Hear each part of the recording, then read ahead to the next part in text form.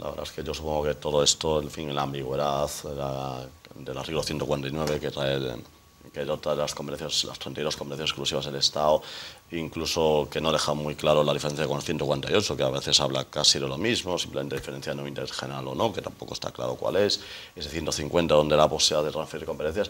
Bueno, yo supongo que toda esa ambigüedad, claro, es consecuencia directa del consenso que se buscaba con el redacto de la Constitución. Lo que pasa es que, claro, descarga en el pobre, en fin, entre comillas, Tribunal Constitucional, una carga que a lo mejor no debería tener, ¿no? Y por lo menos no debe tener ahora.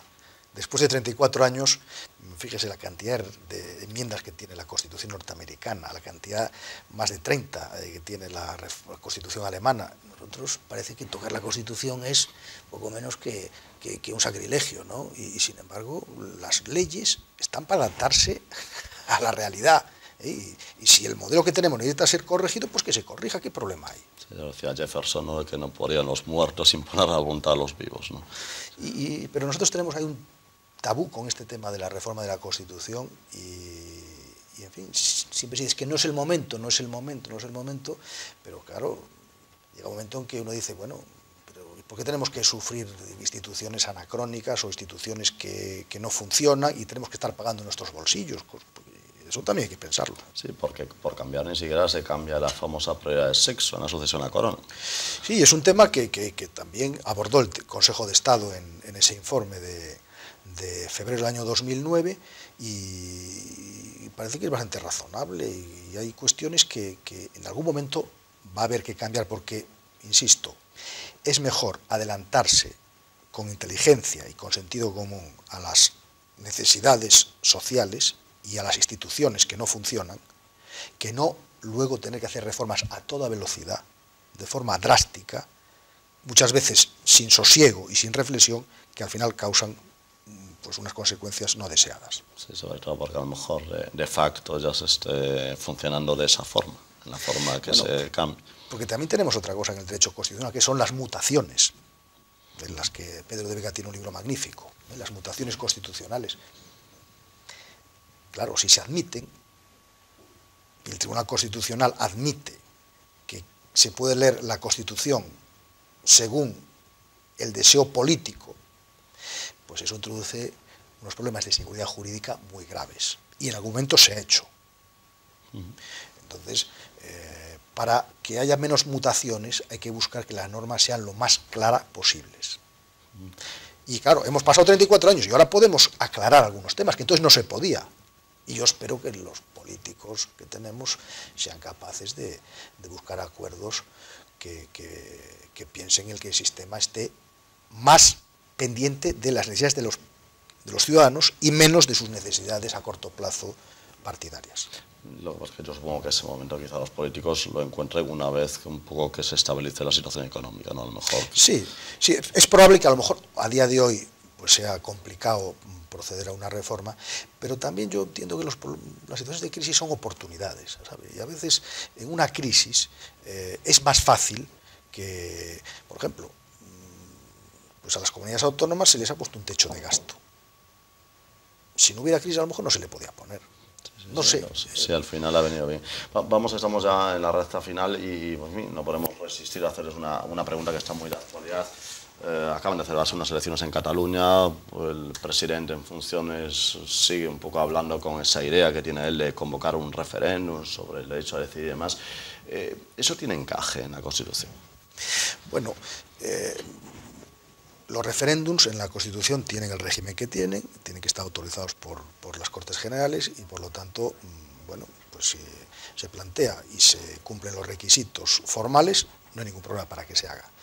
Ahora, dicho esto, yendo a la sustancia, no al procedimiento, yendo a la sustancia, la cuestión del derecho a decidir, yo es que creo que yo lo ejerzo todos los días y cada vez que voy a votar y cada vez que tomo mis decisiones. El derecho a decidir, la autodeterminación personal esa, pues ejerce todos los días, la ejercemos, ¿no? El que crea que no decide, pues yo creo que no se entera muy bien de que el sistema político en el que vivimos, ¿no? Entonces, creo que la autonomía, la autonormación, la autoadministración, el autogobierno, mientras no hayan sido apurados al máximo, cosa que no ha ocurrido desde mi punto de vista. Se han dado pasos importantes, pero creo que ahora la estructuración administrativa y orgánica de las comunidades autónomas, tal y como ha evolucionado, está impidiendo que el autogobierno se pueda realizar en mejores condiciones. Y yo creo que lo que hay que hacer es, si las ramas no dejan ver el bosque, y aquí ha habido muchas ramas que impiden ver los problemas de los ciudadanos, lo que hay que hacer es, bueno, pues volver a las raíces y a ver qué ha pasado, por qué estamos en estas condiciones. Porque, insisto, el modelo autonómico es un modelo que está muy bien diseñado, que es un traje a la medida, que permite el derecho a decidir, porque el derecho a decidir más importante es el de las personas. O sea, los territorios no tienen derechos, tienen las personas, por lo menos es lo que yo pienso. Pero respeto también al que piense de otra manera y que crea que lo que ocurre es que si entramos en la reflexión acerca de la sublimación de la identidad colectiva, y con esa reflexión no vemos la realidad real, pues creo que estamos haciendo un uso de esa construcción identitaria que está desvinculado de la realidad. Y yo le voy a contar, y con esto ya termino, cuando se estaba haciendo el Estatuto de Cataluña, yo fui jurado de un tribunal de selección de catedráticos de Derecho Administrativo en Cataluña, en Barcelona. Y entonces yo todas las mañanas, desde la residencia en la que estaba, iba al tribunal, a constituir el tribunal y a estar allí, y normalmente compraba el periódico cada día en un kiosco distinto, a veces iba en un taxi, a veces iba andando. Entonces yo preguntaba a la gente por el estatuto, que parecía que, según los medios de comunicación, era la gran preocupación de todo el mundo, ¿no? Y le voy a decir una cosa, de las 30 o 40 conversaciones que tuve, 2 personas mostraron interés por el estatuto. 2 personas normales, del kiosco, del taxi, del café. Entonces, vamos a ver, ¿qué es lo importante? ¿Para qué tenemos la democracia? La democracia está para que gobierne el pueblo. Decía Lincoln que es gobierno del pueblo, por el pueblo y para el pueblo. Y eso es muy importante. Y el pueblo ha hablado.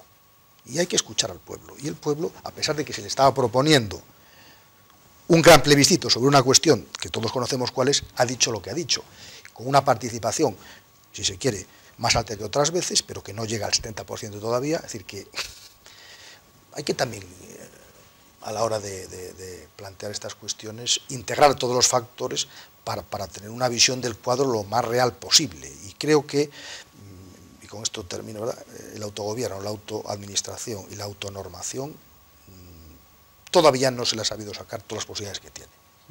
Muy bien, pues don Jaime Arroyo Zana, muchísimas gracias por estar aquí en El Abogado Responde. Un placer. Buenas noches. Gracias. Venga, amigos, pues hasta aquí ha llegado la edición de hoy de Abogado Responde. Les esperamos, como no, la próxima semana, en la que intentaremos, pues, incluso mejorar el programa anterior, como hacemos todas las semanas. Que tengan una muy buena semana.